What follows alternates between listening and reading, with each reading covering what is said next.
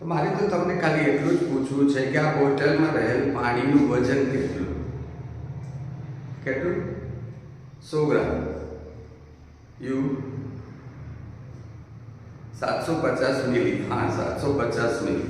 હકીકતમાં બોટલમાં રહેલા પાણીનું વજન છે ને એ સ્થિર રહેતું નથી, વધઘટ થાય છે.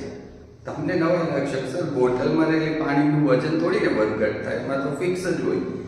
પરંતુ જો હું આ બોટલને પકડી રાખું આવી રીતના, થોડી વાર પકડી રાખીશ તો એનું જે વજન હશે 100 ગ્રામ અથવા 750 મિલી જે કંઈ તમે કીધું એટલું જ રહેશે.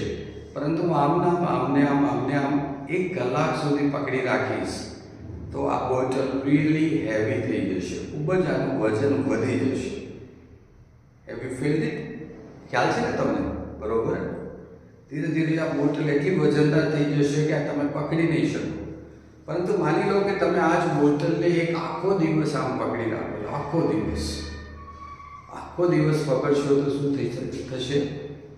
પેરાલાઇઝ થઈ જશે. હાથ છે એ તમારો પેરાલાઇઝ થઈ જશે, શૂન્ય પડી જશે, ખોટો પડી જશે, હાથ કામ કરતો બંધ થઈ જશે. તો મિત્રો, બોટલની અંદર જે પાણી છે એનું કોઈ મૂલ્ય નથી, વજન નથી, પરંતુ કેટલી વાર એને પકડી રાખો છો એની ઉપર આધારિત છે. સેમ આ જ વસ્તુ હું તમને કહું કે સેમ તમને જે જીવનમાં ટેન્શન, ચિંતા, દુઃખ, પીડા જે કંઈ તમે જેને કહો છો એનું કોઈ વજન જ નથી, તમારા જીવનમાં કોઈ મૂલ્ય જ નથી.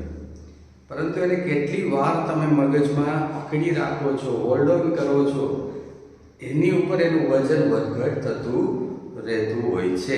જો તમે એને થોડી વાર માટે પકડી અને મૂકી દેશો સાઈડમાં તો બહુ જ ઇઝીલી કંઈ એની અસર થશે નહીં. પરંતુ જો તમે એને મગજમાં હોલ્ડ ઓન કરશો વધારે ને વધારે સમય માટે, તો જે મારું વજન વધતું જાય છે એમ ધીરે ધીરે એ પીડાનું વજન વધતું જશે. અને જો આખો દિવસ કે વધારે સમય સુધી એને તમે હોલ્ડ ઓન કરી તો શું થશે? પેરાલાઇઝ થઈ જશે, મગજ શૂન્ય પડી જશે, બહુ જ પ્રોબ્લેમ થશે. તો જે કંઈ પ્રોબ્લેમ્સ આવે છે, પીડા આવે છે, ચિંતા આવે છે, જે કંઈ ટેન્શન આવે છે એને જાજીવાર મગજમાં રાખવો નહીં. અને આના માટે એક સિમ્પલ તરીકો છે. આપણને એમ થાય કે હાલો એ તો અમારે નથી રાખવું મગજમાં, પણ ત્યાં રહે છે, એ વિચાર એવા જ કરે, શું કરવું? તો સિમ્પલ છે, જ્યારે બી તમને ટેન્શન આવે, પ્રોબ્લેમ આવે, ચિંતા આવે, ત્યારે કંઈક ફિઝિકલ એક્ટિવિટી શરૂ કરી. આ કરવા જેવું છે. કાંઈ ના કરો, ઘરે બધા કબાટના કપડાં બધા બહાર કાઢીને પછી સંકેલીને ગોઠવવા માંડો, ઘરે બધી પોતું કરવા માંડો, સંજવારી મારવા માંડો, ઝાડવાને પાણી દેવા માંડો. કાંઈ ના કરો તો વોકિંગ કરવા નીકળી જાઓ, ચાલવા નીકળી જાઓ.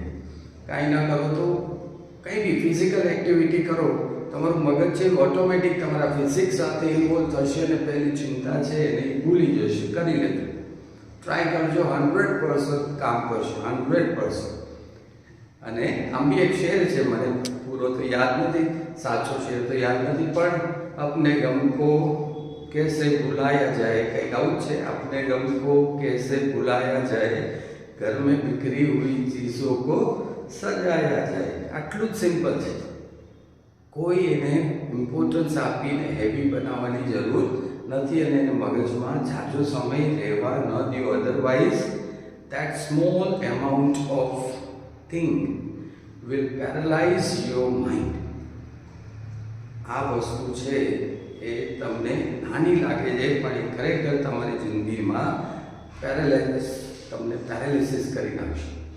તો નેક્સ્ટ ટાઈમ ક્યારે બી ટેન્શન આવે શું કરશું? દોડવા વયા જશું, હાલવા વયા જશું, કાંઈ નહીં તો પુશઅપ્સ કરશું, ઉઠક બેઠક કરી નાખશું. ઓકે.